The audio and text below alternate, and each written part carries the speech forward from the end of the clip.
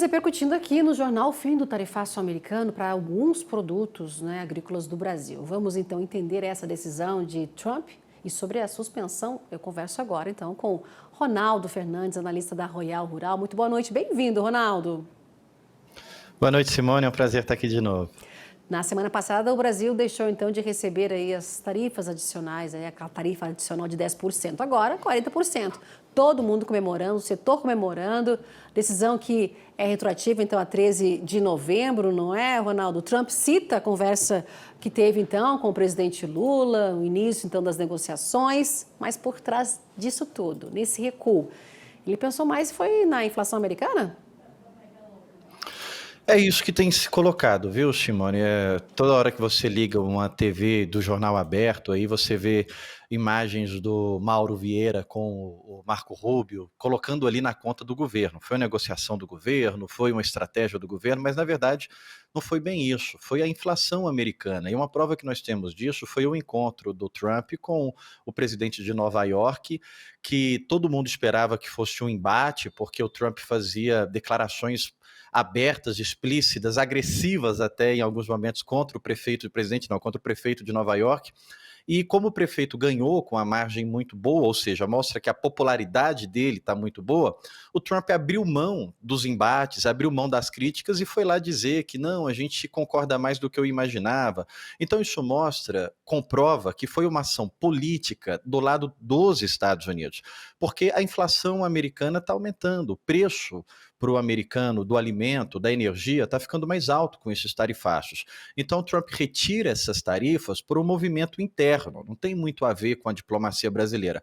Claro, o Brasil foi lá, o Lula foi colocando várias falas, dizendo que ele teve uma boa relação com Trump, aquela frase repetida várias vezes, da boa química, mas quando a gente olha de uma forma fria, de uma forma mais técnica, o que nós temos é, de fato, o Trump retirando as tarifas por interesses próprios, não por causa de uma articulação brasileira. Para te devolver, a questão das tarifas está passando por uma série de problemas internos que bate nessa popularidade.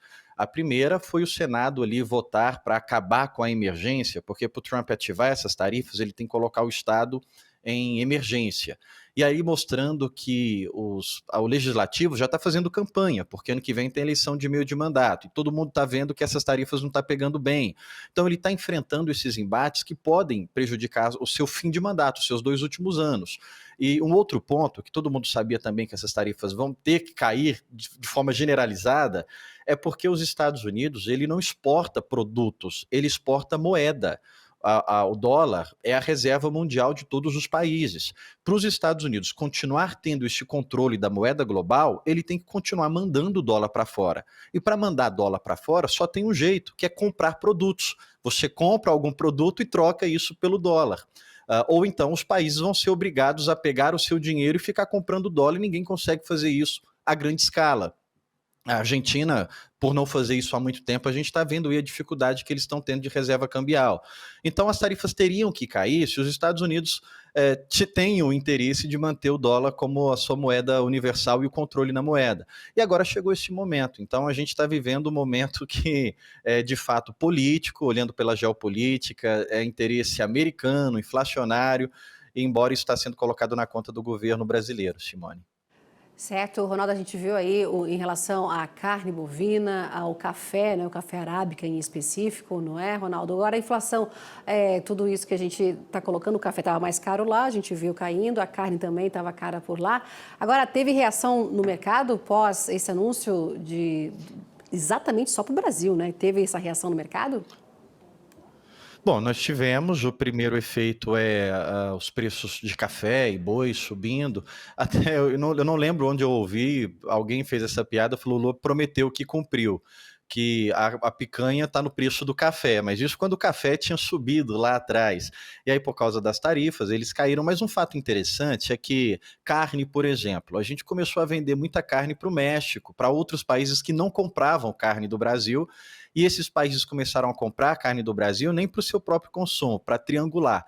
México comprava e vendia, revendia para os Estados Unidos com tarifas mais baixas. Então é claro que todo o setor que estava tarifado com esses 40, sobretudo café e carne, que estavam esperando essas tarifas caírem, eles são beneficiados. Por outro lado, a gente também teve uma alta forte do dólar, que não está ligada às tarifas, está ligada ao payroll, que saiu na quinta-feira, o feriado brasileiro, está ligado ao Lula nomear o Messias, o Bessias, né, naquele áudio da Dilma que foi vazado na Lava Jato.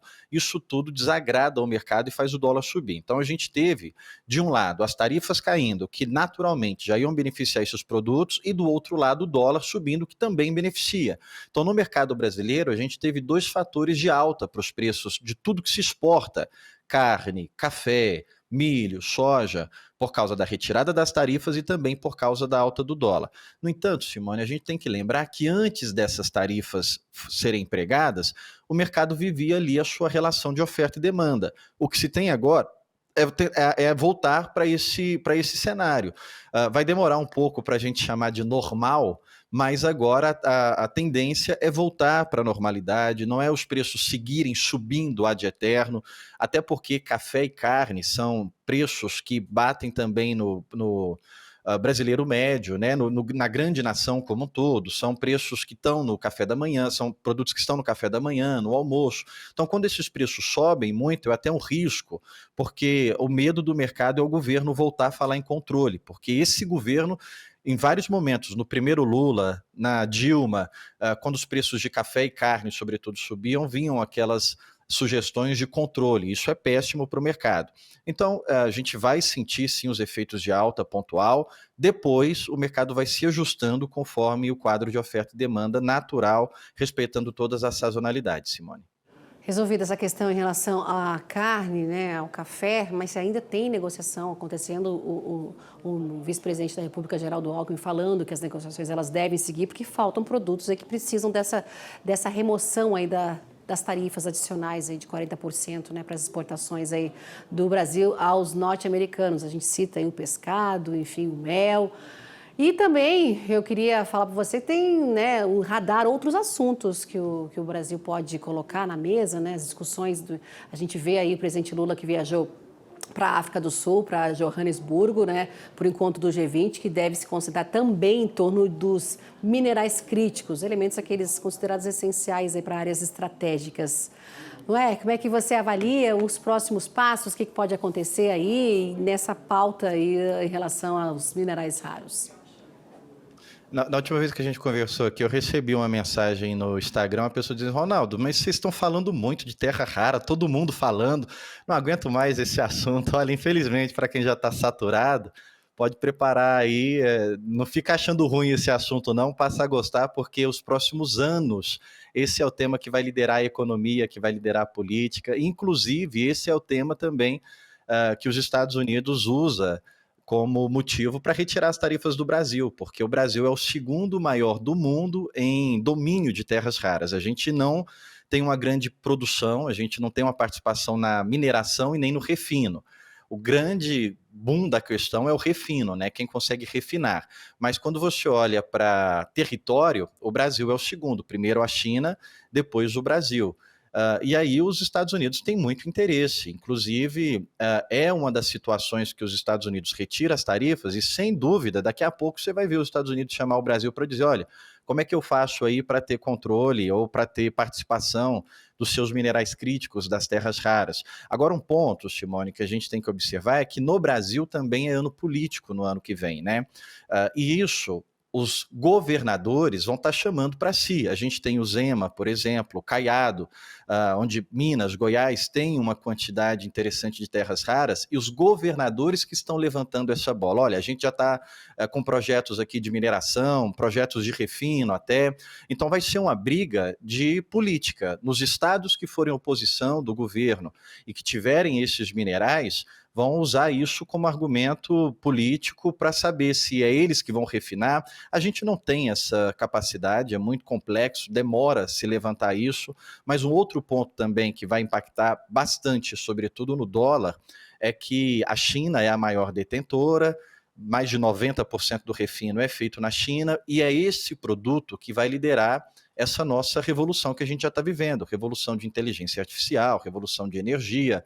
Quem tiver o domínio dessas terras raras vai ter esses produtos com custos mais baixos, porque eles vão ser mais eficientes.